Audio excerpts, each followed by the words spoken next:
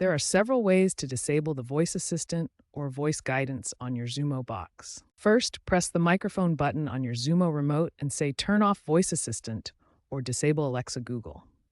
If that doesn't work, navigate to the Settings menu on your Xumo box. Go to Accessibility, then Voice Guidance, and select Off. To disable the voice assistant specifically, go to Settings, then Device, then Voice Remote, and select Disable. You can also use the Xumo mobile app on iOS or Android to access device settings and toggle these voice features remotely.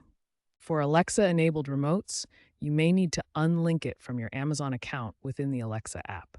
These methods provide different ways to customize your Xumo Box's voice features according to your preferences. It's important to understand the difference between the voice assistant and voice guidance.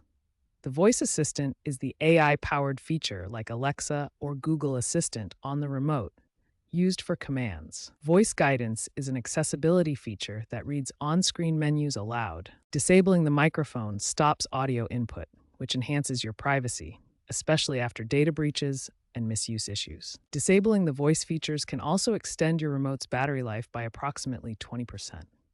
Remember that while disabling voice features increases privacy, it may reduce usability for some, especially those who rely on voice guidance for accessibility.